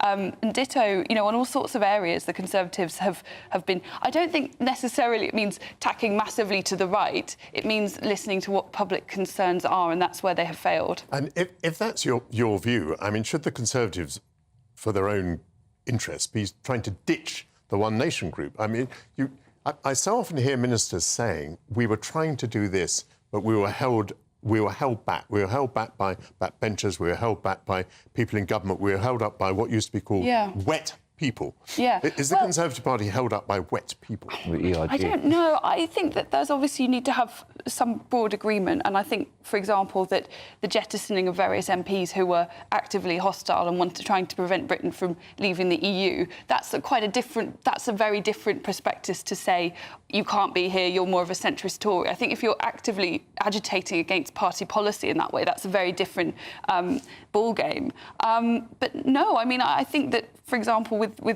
one of the big reasons why the Conservatives have let the immigration numbers spiral out of control was the way in which Boris Johnson allowed the rules to change and created a points-based system where far more people came even than when we were members of the EU. Now, I wouldn't say that was a one-nation Tory. I mean, whatever exactly kind of Tory Boris Johnson is, I'm never quite sure myself. That was governmental failure that no one was really demanding, and it kind of happened almost without them knowing how or why it had happened. Tam, I'm going to ask you an impossibly broad question, but since you advise all parties, what do you think what will the feel of politics be in the next Parliament? What will it, as it were, be about? And by the way, just allow for the possibility that we may be hijacked by some extraneous factor, for example, renewed aggression by Vladimir Putin. Events, dear boy. Events, dear boy.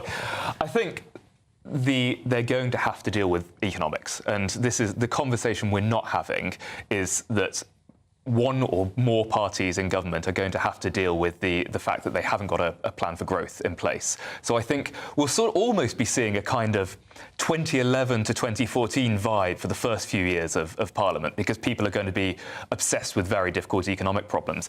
But I think that will lead to, unfortunately, in my view, more culture war attempts, because these come up. What Nigel Farage has done and what the Conservative Party do is they encourage people who are losing because of government decisions to blame vulnerable people for those decisions. And that's their MO, that's how they've got into power. So I think if we see Nigel Farage in Parliament, whether we see Nigel Farage in Parliament or not, actually, because I think he'll still get himself on the television, we'll be seeing a lot more of blame all of these people for your problems, not the people that are causing them. It's always Stephen, may I just slightly shift the subject at the end? If Labour elects more than 426 members of Parliament, 426 members, more than 400, lots of those people we will know nothing about. The Labour Party will know nothing about them. They will know nothing about themselves. They'll have selected people that they never dreamt were going to win a seat. Now, you said earlier that Labour had the great propensity to lose elections, find ways of losing elections. Also, presumably, it has a way of inventing its own opposition. What will that own opposition be like? Well, absolutely. I mean, on your earlier point, it's always easier to find a scapegoat than it is to find a solution. And, you know, I think that's the real problem. But look, one of the things, I was in the Whip's office, and I think there's 95 payroll jobs that a government has. And so if you've got 400 MPs and 95 payroll jobs, there's only a limited, you know, you follow my thinking here. There's a limited number of fact-finding tours to the Seychelles that you can, and committee chairmanship. So that is, you know, the first thing. There will be inevitably a group of people, I estimate them around about 25, you know, who would be of the old Corbynite Labour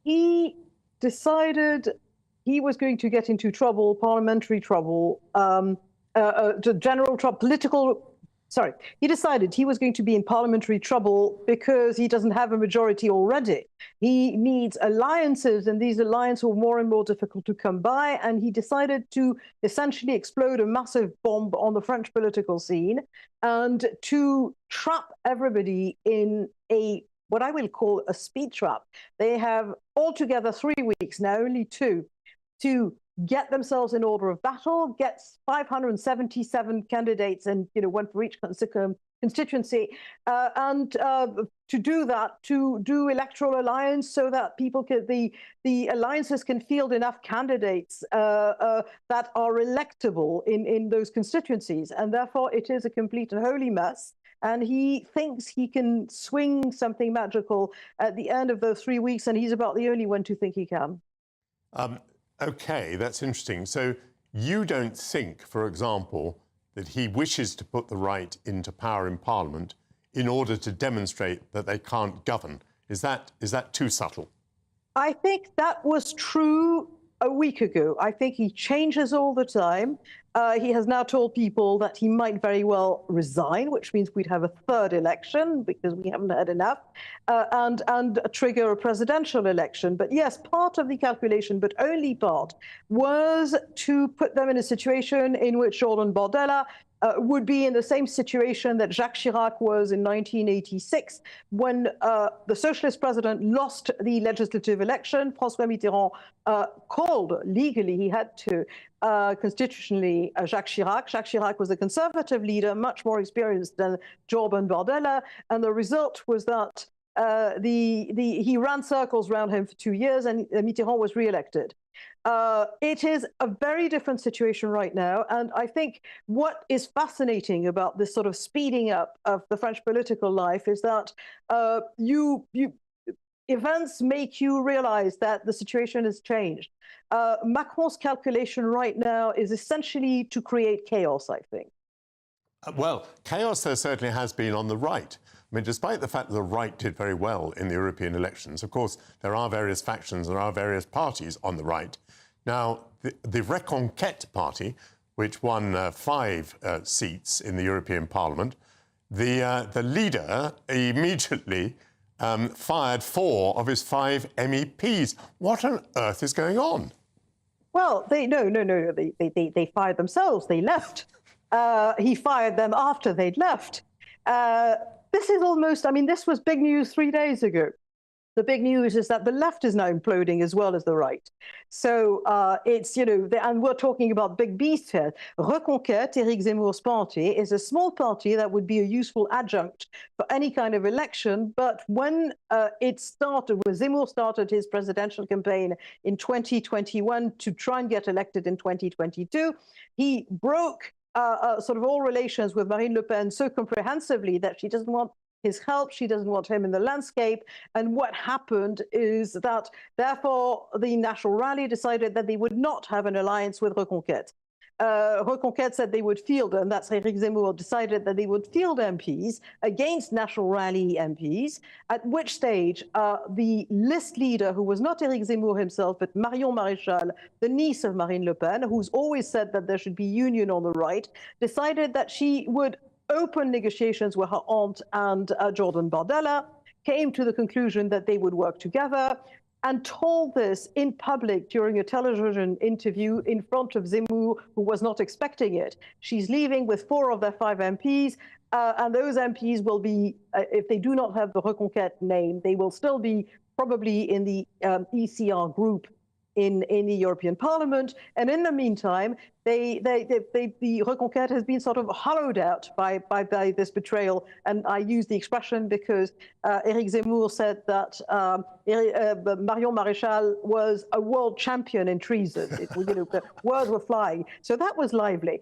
But you, as I said, you should be interested in what happened on the left, because having looked more disciplined than anybody else the first half of the week, they've now started dividing in strange things. We've got a large hard left party, which is about as Corbynista as they come, and it's La France Insoumise. They have more MPs in Parliament because they created an alliance at the time of voting 2 years ago. Now those MPs being incumbents should be returned.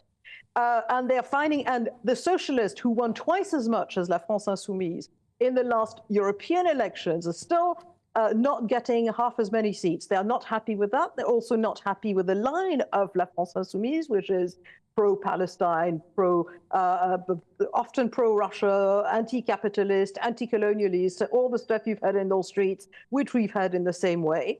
And many of the socialists are moderate people, and in their constituencies, this does not fly. So some of them have said they were not going there. The list leader, Raphael Glucksmann, has said cast himself out. And the former president, François Hollande, yesterday afternoon decided that he was going to run in his old constituency of Corrèze. And, people made space for him because former president. But it still doesn't mean that La France Insoumise won't have the majority of the seats in the House. So we are facing basically the Le Peniste on one side, the Corbynistas, Chavistas, Mélenchonistes on the other, and voters in each constituency are going to have to decide. Meanwhile, just to make things more exciting, before anything before any vote, Mélenchon already decided not to reconduct, not to rename, reselect 5 of his MPs because they were not hard left enough. Some of them had marched against anti-Semitism, which you think would be pretty sort of consensual, but no, it isn't. Some others had dared criticize him at the Politburo, and they were sent to cast in outer darkness, and other candidates are fielded against them. It is a holy mess. Anne-Elisabeth Moutet, what a brilliant summary of the holy mess. Sounds a much more entertaining election than that going on in Britain, but absolute chaos clearly reigns. Give them chance. Give them time. Thank you so much. They will. Thank you. After the break, I'll be speaking to the director of the Barnes Atelier Art School, Nancy Fletcher. But first, we have the news headlines with Sam Francis.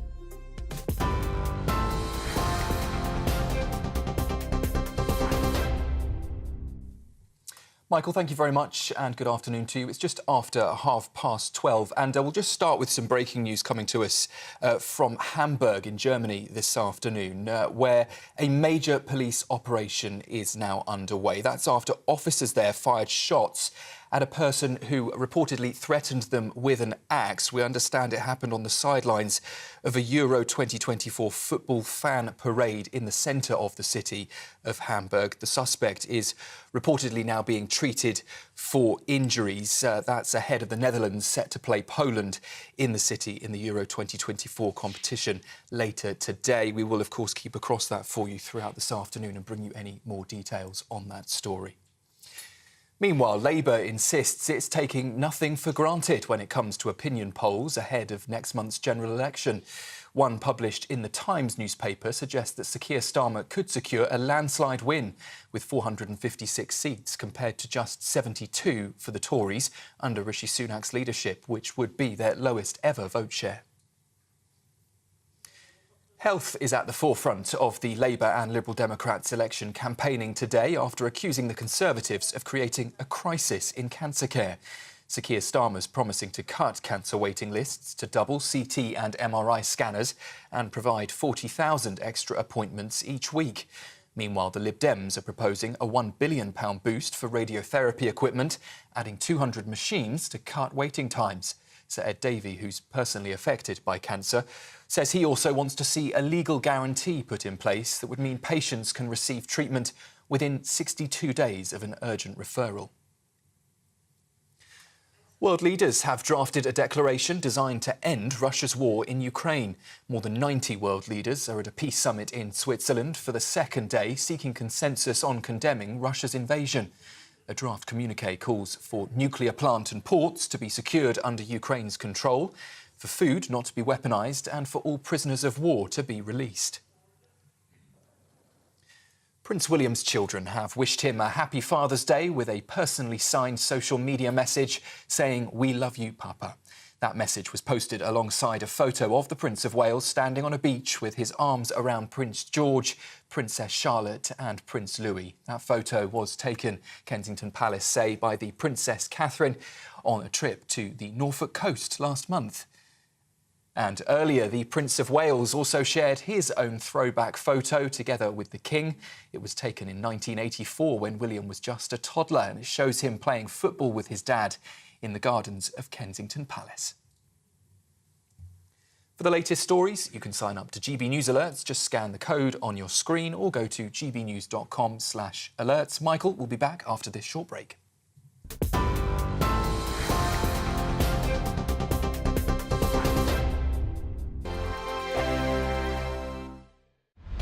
Britain's newsroom, weekday mornings from 9:30.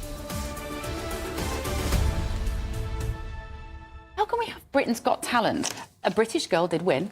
Yes. This weekend. Christmas, her name is. Yes, Sydney Christmas. Sydney Christmas. She's a singer. Yeah. I'm guessing she's going to have a Christmas single out. She's a cruise ship singer and she works in a gym. First woman to win in 9 years. Yeah. I mean, I don't watch it anymore. But some people clearly do. But apparently 5 of the last in the final were not British born or even lived here. Outrageous. I know. And so why call it Britain's Got Talent? I know. It's bizarre, isn't it? It sums up as well this difference between the British public and most people on the telly. Yeah. Because the judges do not notice this lack of British involvement in, or at least if they do notice it, they're not saying anything about it. But the viewers notice the imbalance, and just 4 of the foreign acts made it through to the final in the end. There was a patriotic protest in London on Saturdays. It was described. There was hundreds of thousands of people there. There were students against tyranny were there. There was Tommy Robinson was there, much maligned, divisive figure. But these people would say, we are feeling the need to walk on the streets of this country because we no longer feel we can assert our British identity. Well, I mean, I think there's a difference between patriotism and xenophobia. And I think patriotism is great, and people like to feel a sense of identity, they feel a sense of belonging, you know, they understand what their flag is for, and they kind of, British values, which we all adhere to. And then there's xenophobia, which is sort of, we hate anyone who's not British. So I think I think that march that we saw at the weekend was actually quite patriotic. I don't think it was xenophobic at all. I think it was a nice sort of... They all seemed very kind of peaceful. And there wasn't any horrible rhetoric or anything like that. Certainly much less horrible rhetoric than we're used to seeing from the pro-Palestinian marches. The People's Channel. It's midday. Good afternoon, Britain. Your lunchtime update on the stories that matter across the UK. From breaking news and insightful analysis, inspiring stories and lively debates. Are you comparing yourself to a former Prime Minister? Which is it? Stay informed, stay updated, stay entertained. I just don't know how anyone would not want to be there. Every weekday from midday. We are Good Afternoon Britain, only on GB News. Britain's news channel. GB News is Britain's election channel. And when the big stories break, we're tackling them on Britain's newsroom. When we disagree, and we disagree a lot, it's even livelier than normal. We don't disagree that much. We do. His comedy, though, is revolting. I knew her, and unlike you. That explains Beverly Turner's temperament. It's a bit frothy in here, isn't it? He'll have one of me one day. For dartball practice. Britain's newsroom on GB News. Weekdays, 9:30 a.m. GB News, the People's Channel, Britain's news channel.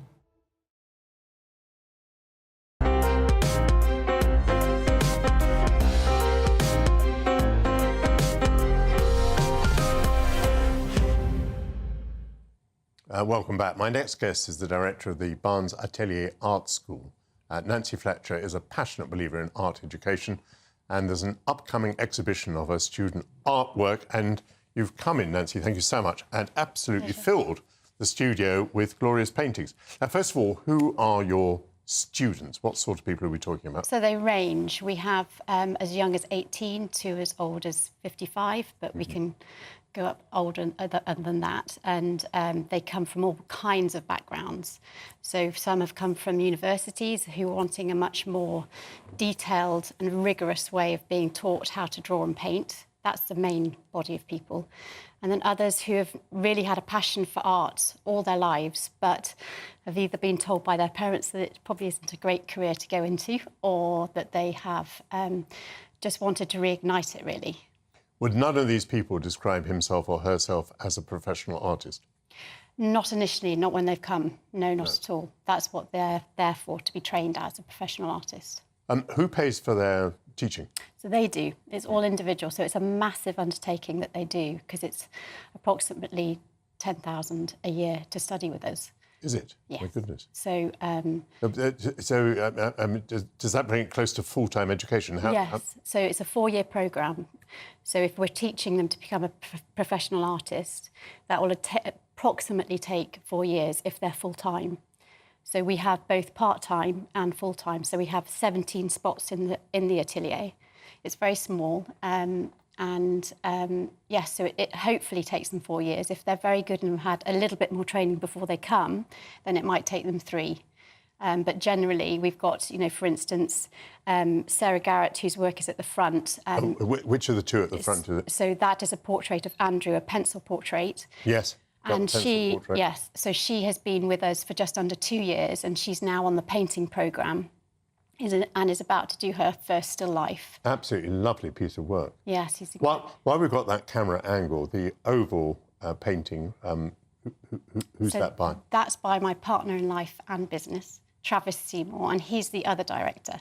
He set up the school, and it's really his baby, since 2016. Before we were called the Old Bakehouse Studios, but we morphed into Barnes Atelier. And he's really the backbone. He's an incredible teacher. And so, yes, so that's his piece that he did quite a few years ago for a client. It was a portrait commission.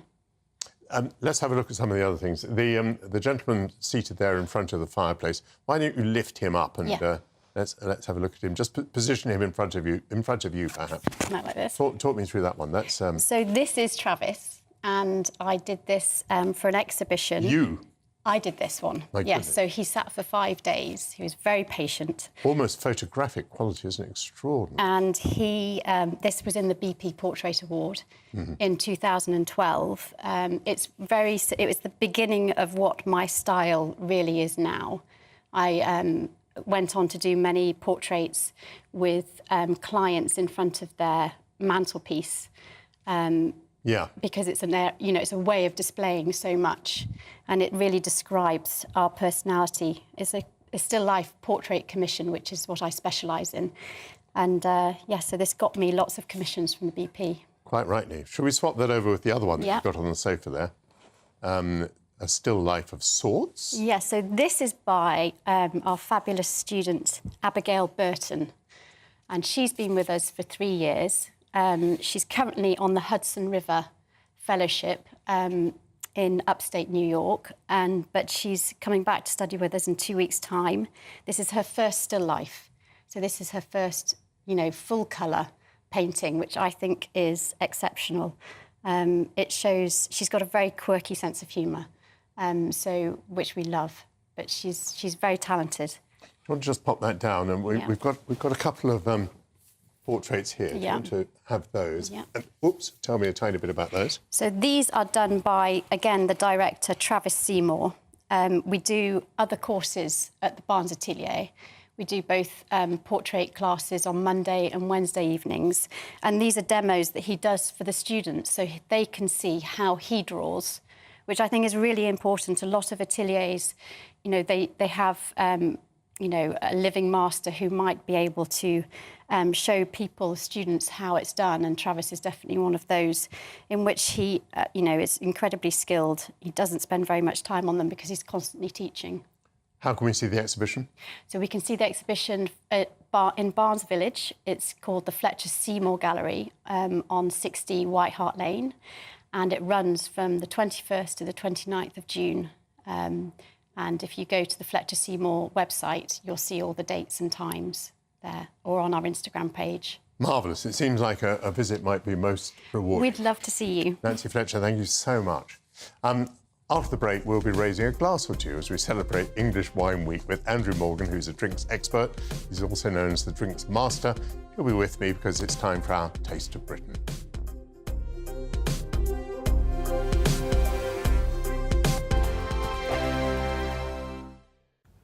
Hello and welcome to your GB News weather update brought to you by the Met Office.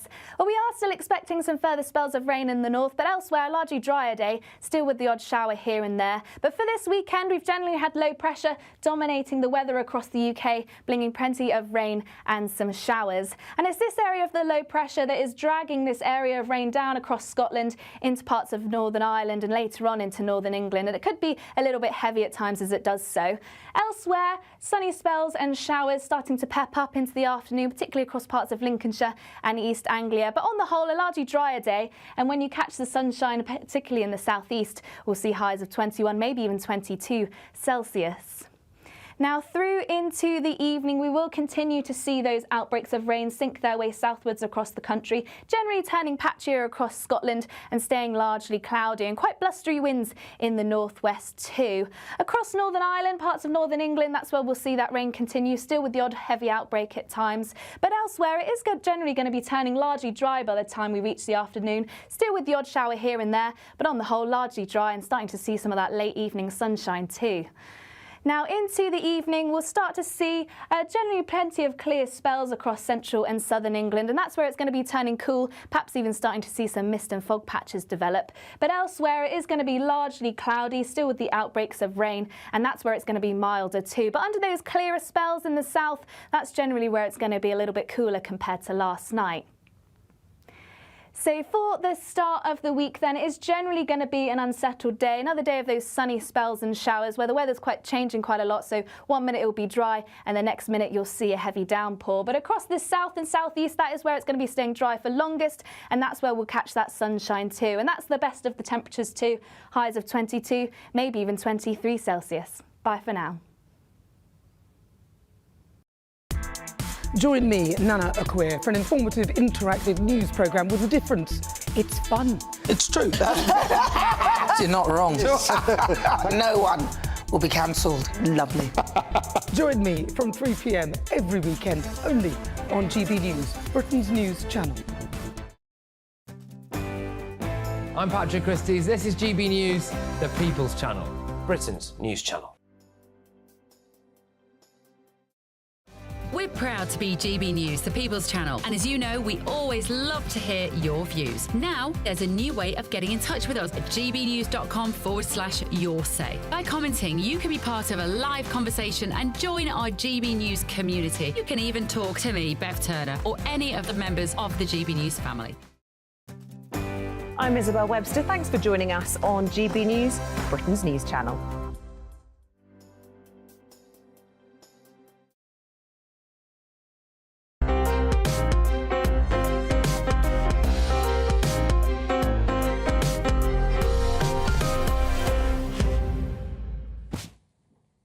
Welcome back. English Wine Week promotes homegrown production and is celebrated annually. This year, the merriment takes place from June the 15th to June the 23rd. During this week, some of the great vineyards in the United Kingdom will welcome the public for tours and tastings, while local restaurants will make a point of pairing English wines with delicious menus. Joining me now to share his hot tips for finding the best tipples across England is the drinks master, Andrew Morgan. Andrew, lovely to see you. So I am busy manhandling here a sparkling wine which is called Fox Earl, and I'm going to proceed to open this while I ask you a question. Which is that, I mean, English wines are just going from strength to strength, are they not? Absolutely. I hear we might have, what, something like 1,000 vineyards in England? Yeah, over 1,000 now, yeah. And we've now firmly established that English wine is not a joke, it's a very serious matter. And just tell us the story about the chalk and why we have formations here which are similar to those to be found in Champagne. Yeah, indeed. It's a fascinating bit of geology that the chalk that makes Champagne and the Chardonnay grapes and all of those wonderful whites pop so well. On cue, thank you very much. It goes under the English Channel and comes out in sort of Kent and glasses, yes, please. Kent and to the south of England, and as such, the Champagne area is oversaturated with vineyards. They're really struggling to make enough grapes, and the irony is that we've got all these wonderful fields over here that are absolutely perfect for producing Chardonnay and sparkling type wines. which has left, some of the vineyards are actually looking to buy land over here in the UK and grow grapes that they can't actually grow, in the Champagne region. Again, very restricted. You have to do exactly what is required of you to produce that champagne, whereas someone like Tattinger, who are opening up near Canterbury and have bought an enormous amount of land, hugely exciting because they can finally flex their wings and are not restricted by all of those things that they have to do to produce a champagne wine, which is great. I mean, it's great it's restricted, but over here we have a little bit more freedom. And this here is from East Sussex, an award-winning Chardonnay, main Chardonnay grape. And just it's by Henner's. It's 2018. It's called Fox Earl English Sparkling Brut. We're drinking it out of the most elegant frosted plastic. Indeed, the finest GB News could find. They're absolutely superb. But it doesn't matter. I mean, ultimately, I think it comes down to the liquid. It really does. It's gonna make it shine or not.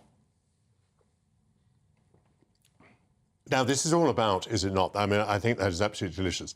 This is about the balance between acidity and sweetness. Absolutely. And we seem to hit. To say we hit the sweet spot would be wrong. We hit the right spot between the sweetness and the acidity. So I think, again, one of the benefits we've got over somewhere like Champagne is that we've got quite chalky, as I explained earlier, and we've also got a lot of clay. And there's some of the vineyards are doing single grape expressions of a chalk grape and the same grape grown on clay. And the difference is phenomenal. I mean, it really is. And then it's down to the skill of the blender to produce something that out of all of these different packets of wine, you can create something that is a non-vintage. Now, this is a vintage, and a lot of the wines in the UK or in England are vintage, and that's because they are of that year. So they're not producing something that's homogenous and regular. They're producing something that is going to change with the seasons, but that's also quite exciting. Now, we're going to do something pretty unusual when it comes to wine, which is that we're going to take a bottle opener as though we were opening a bottle of beer. So tell us about this.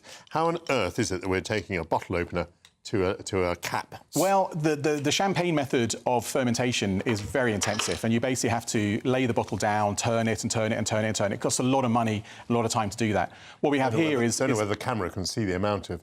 is fermentation in the bottle. Sparkling, which is going on there. Look at that. So it's kind of taking beer concept of having something that's still fermenting in the bottle. And what that does is it produces a really light, sort of nice fermentation and sparkling wine that's really accessible, more Prosecco-y, I guess, because again, that's not using the champagne method. Yes. But it's really, what I love about this is Marks and Spencer's are doing this, and they've done a whole range of English wines which are all at £15. So one of the things that have been thrown at English wine is that it's a little too expensive. And actually, cheers.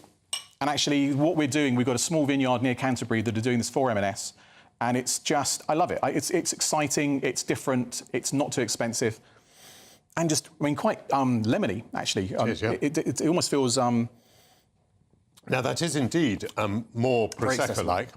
So you say £15 a bottle.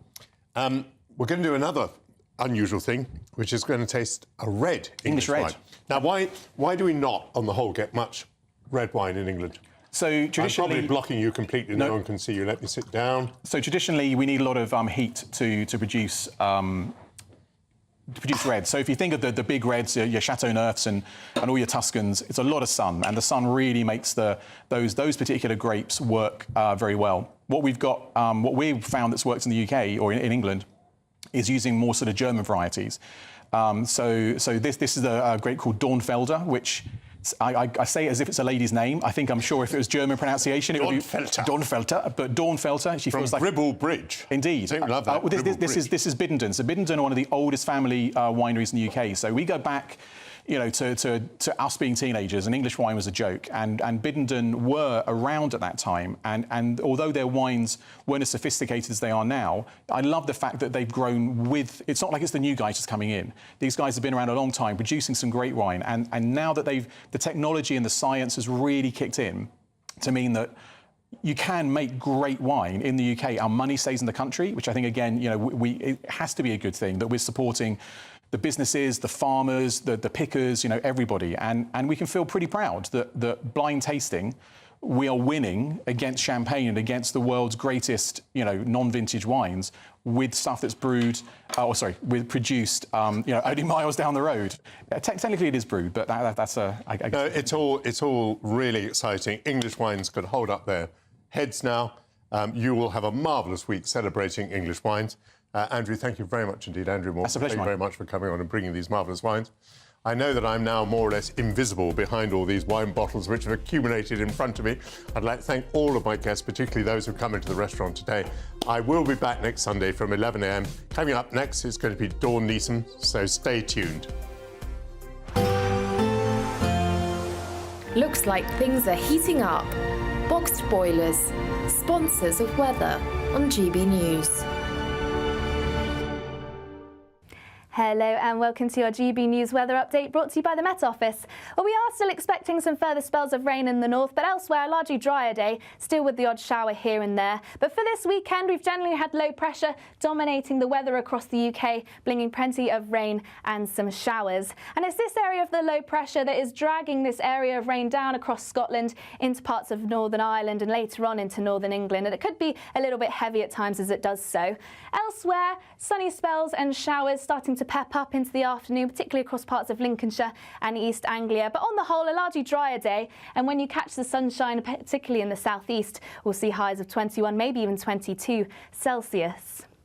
Now, through into the evening, we will continue to see those outbreaks of rain sink their way southwards across the country, generally turning patchier across Scotland and staying largely cloudy, and quite blustery winds in the northwest too.